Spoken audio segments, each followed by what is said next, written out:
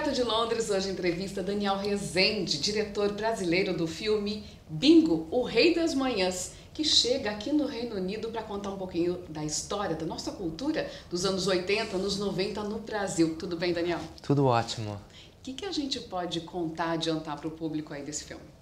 Bom, o Bingo foi um filme que nasceu...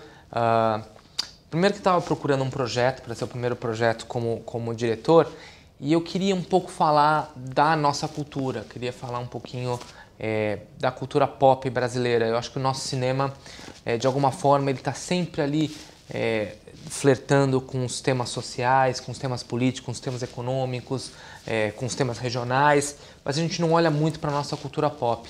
E aí quando caiu na minha mão uma revista com uma matéria sobre a vida do Arlindo Barreto, eu vi ali uma história surreal e incrível de um personagem que viveu muitas vidas numa só. Vi ali que podia sair um filme de personagem, um filme que pudesse ser engraçado, divertido e ao mesmo tempo denso e emocionante. Mas mais do que isso, ele participou ali dos bastidores da televisão nos anos 80. Então eu achei que era uma boa oportunidade de poder olhar para o Brasil, para essa década do politicamente incorreto que foi os anos 80 e poder olhar os bastidores da televisão brasileira. E, aliás, diga-se de passagem, esse é um momento extremamente rico para falar do politicamente incorreto, certo? Exatamente, foi uma década do politicamente incorreto. E esse filme, o Arlindo, é o nosso conhecido Bozo, que a gente cresceu assistindo na televisão, então você acaba revelando um pouco os bastidores da vida privada dele. O filme, na verdade, o filme foi todo ficcionalizado, a gente ficcionalizou essa história, então a gente trocou o nome, inclusive do próprio personagem do Arlindo, que no filme chama Augusto, porque a gente queria ter essa liberdade de contar e não ter a obrigação de ficar atrelado à história exatamente como ela aconteceu. Então a gente ficcionalizou tudo. O filme é realmente sobre a vida desse cara que quer encontrar o seu lugar sob os holofotes, e quando ele encontra, ele, um cara que passou pelo mundo da porno chanchada, passou pelas novelas na televisão e acabou virando um palhaço apresentando um programa infantil. Então ele busca esse lugar sob o holofote e quando ele acha, ele está atrás de uma máscara e ninguém sabe quem ele é. Então nessa jornada a gente passa pela vida dele, a gente entra numa imersão nos bastidores da televisão e na vida privada dele, nessa busca do reconhecimento, de se entender como artista e como pessoa. Você dizia agora há pouco, antes da gente começar a gravar, que talvez esse fosse o primeiro filme, eu entendi assim, que você participou, e aliás, porque você tem uma trajetória muito interessante, Cidade de Deus, Tropa de Elite, e agora esse filme que traz um pouco desse caldo de cultura real, de um jeito que a marca Brasil não tinha sido vendida ainda. Então, na verdade, eu acho que, como eu falei, o nosso cinema não olha muito para a nossa cultura pop. Então, eu vim de uma carreira como editor de vários filmes, olhando, trabalhando em filmes que exatamente mostram questões sociais, políticas, dramas, comédias e tal.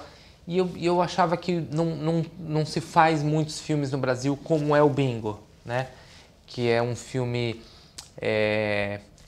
que não é uma comédia, mas também não é um drama, que na verdade é um filme sobre este personagem completamente irreverente e subversivo, que nessa busca pela luz acaba entrando numa vida louca. E é muito Brasil, né? Eu mesma dei gargalhadas determinados pontos, porque a gente começa a pensar exatamente isso que a gente faz. E poder olhar... Eu, quando era criança, cresci assistindo televisão, eu adorava todos os programas infantis que tinha no Brasil, mas eu tinha uma obsessão em descobrir o que é que acontecia aonde a câmera não estava enquadrando, Então, eu ficava pensando assim, se o cameraman virasse a câmera para o lado, o que ele ia enquadrar? Ou se o apresentador que estava ali olhando para a câmera, o que é que ele estava olhando? Eu tinha muita essa curiosidade quando era criança. Então fazer esse filme era um pouco de olhar para isso e tentar tirar até uma curiosidade das pessoas mesmo, de saber como é que funciona os bastidores da televisão.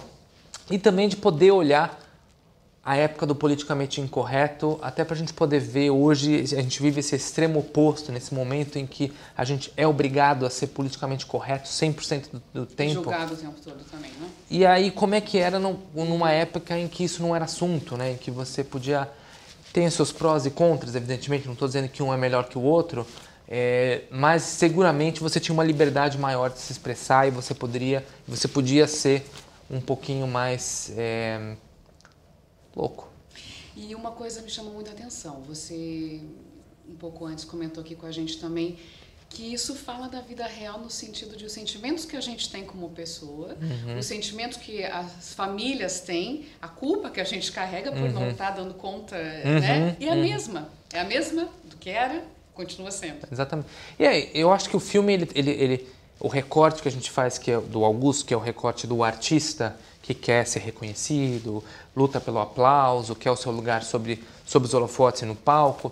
Mas na verdade, assim, mesmo ele é a luta humana. Todos nós queremos ser reconhecidos, todos nós queremos ser aplaudidos de alguma forma. Você quer ser no seu trabalho, como filha, como mãe, não sei se você é mãe, mas como mulher, esposa, como parente, como amigo. A gente precisa do reconhecimento na vida. No filme ele pega o recorte do artista, mas a gente se identifica, principalmente porque tem uma relação pai e filho muito bonita no filme. Muito bonita mesmo. Né? Ele é filho de uma grande atriz, ao mesmo tempo ele é pai de um moleque que na verdade só quer o pai e ele acha que se ele for reconhecido o filho vai amá-lo mais ainda. Então tem uma coisa muito emocionante no filme, assim, sabe? Eu acho muito, muito verdadeiro, muito humano, então as pessoas se reconhecem. Brasileiros ou não, se reconhecem como seres humanos. Vão adorar, com certeza. E o que o bingo traz? O que o bingo trouxe para você? Como é que você vê o bingo na tua carreira? Bom, seguramente eu posso dizer que o bingo é exatamente o filme que eu gostaria de ter feito como o primeiro filme. Sim, quando eu estava procurando um projeto para ser o primeiro longa-metragem como diretor, de alguma forma eu estava procurando um filme que tivesse essas características. De novo, que você pudesse rir, que você pudesse se divertir, que você pudesse torcer pelo personagem e ao mesmo tempo um filme profundo, com camadas, um filme que você se envolve emocionalmente e que você vai numa jornada aí que vai da luz até o dark, mas que você pudesse assistir e pudesse se identificar. Então, para mim, foi talvez uma escolha muito feliz de projeto e uma escolha muito feliz de produtores e equipe, e atores, para a coisa imprimir como imprimiu na tela. Muitíssimo obrigada. A gente convida o público, porque a partir do dia 15 de dezembro, aqui em Londres, você também pode assistir bingo. Convida eles. Por favor, a partir do dia 15 de dezembro, para o cinema. Vão ter alguns cinemas aqui que vão estar passando o filme. Sai buscando, vai para o cinema ver bingo, Rei das Manhãs. Que é bom que vocês não vão precisar ler legenda e vão se divertir, vão lembrar de quando eram jovens, vão lembrar e vão se ver como brasileiros ali. Muitíssimo obrigada. Direto de Londres com Cristiane Lebelin. Fica por aqui.